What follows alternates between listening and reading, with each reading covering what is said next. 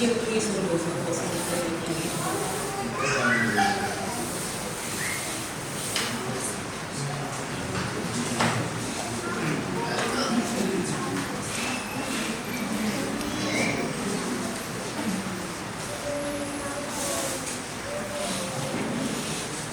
်တော်တို့ဆုံးတောင်းကြလေးမှာဒီကနေ့အမျိုးသမီးများ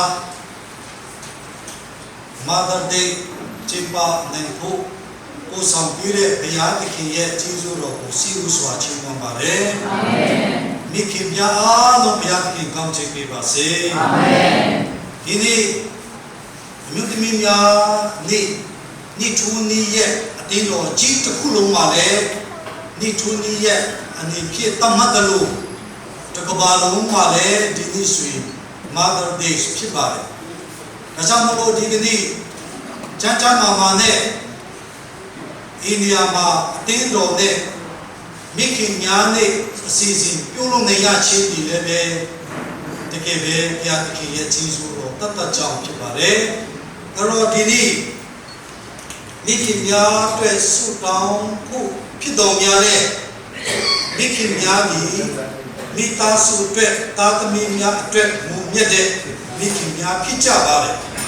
နှုတ်နဲ့ပြောလို့မကုန်တဲ့မေတ္တာနဲ့ပြီးွားတဲ့မိခင်တွေဖြစ်ပါတယ်။ဒါကြောင့်မလို့ဒီကနေ့အထူးသဖြင့်ဒီနေ့ဖြစ်နိုင်ရင်ရှိကိုထွက်လာပြီးဖို့မိခင်များအားလုံးကိုကျွန်တော်တို့ဒီနေ့ဖိတ်ခေါ်ပါတယ်။ဒီနေရာမှာဒါစီပြီးမှဖြစ်နိုင်ရင်အသက်ကြီးသူများစိတ်ဓာတ်မှာ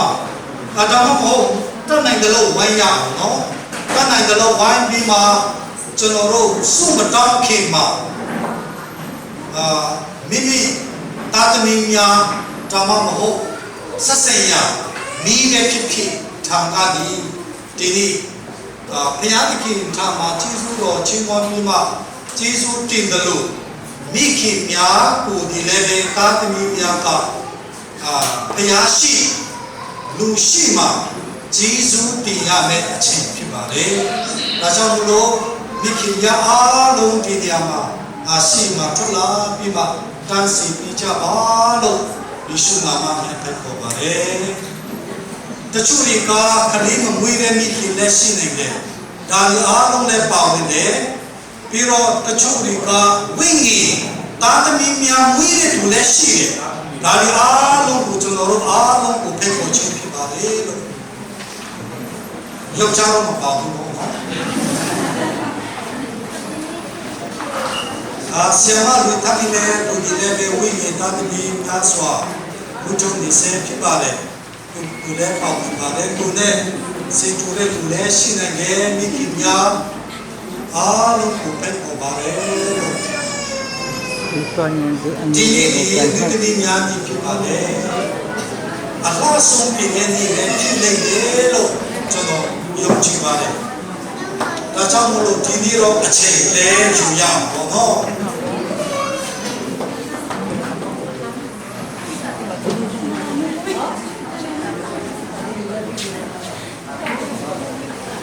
တော့ဝင်ဒီပါအမိခင်ဖြစ်နေနော်ဒီလိုတော့ရှင်းနေလား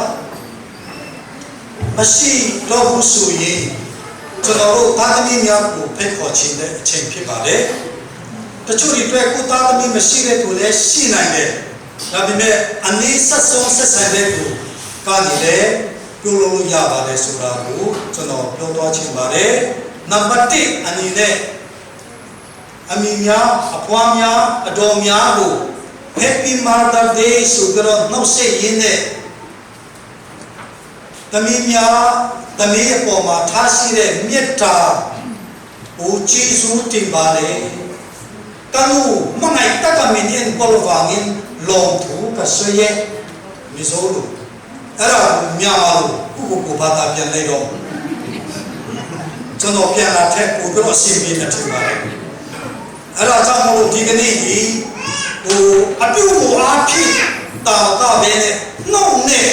မိခင်များကိုကျွန်တော်တို့ကျေးဇူးတင်ကြရအောင်ဆိုပြီးတော့တာသမီများကိုဖိတ်ခေါ်ရတဲ့အချိန်ဖြစ်ပါတယ်ဆိုတော့တဦးချင်းစီမခေါ်ဘူးကိုဘက်ကနေလာပြီးမှ ကျွန်တော်တို့ကအားလုံးနှုတ်ဆက်လို့ရမလားမသိဘူးအတန်းပဲမလားဒီမှာအရှိမတရားပြန်ပွဲရအောင်နော်တော့ပြန်ပြရလားရမလားအေးတရားပြန်ပွဲရမရှိမှာဟုတ်50ကျော်ပေါ့နော်ကဲအဲ့လိုလုပ်ရကလေးတွေမထွန်းလို့ရအောင်နော်ကလေးတွေမထွန်းလို့ရအောင်ကဲအခုချိန်မှာမိမိရဲ့မိခင်အဖွားအတော်ဒါမှမဟုတ်ကိုကိုဝိငင်တာသမီများဖြစ်မွေးထုတ်တဲ့မိခင်ကိုအခုချိန်မှာကျွန်တော်တို့နှုတ်ဆက် Happy Mother's Day ဆိုပြီးတော့မြတ်တာနဲ့ပြုဆိုတဲ့ပုံမှာကျေးဇူးတင်ပါတယ်။ဘုရားသခင်ကောင်းချီးပေးပါတယ်ဆိုတဲ့မေတ္တာပြကျေးဇူးတင်ရတဲ့အချိန်ဖြစ်ကြောင်းကိုကျွန်တော်တို့ပြောသွားခြင်းဖြစ်ပါတယ်။ယခုချိန်မှာဥပေက္ခကနေစတော့ဝင်ပြီးမှဆက်ဆိုင်တဲ့သူတွေကိုနှုတ်ဆက်မိရတဲ့အချိန်ဖြစ်ပါတယ်။ယခုချိန်ကနေကျွန်တော်တို့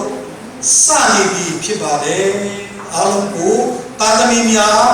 မိခင်များနှုတ်ဆက်ဖို့ဖိတ်ခေါ်ပါတယ်။ရှိကိုထွက်လာပြီးမှနှုတ်ဆက်ကြပါတယောက်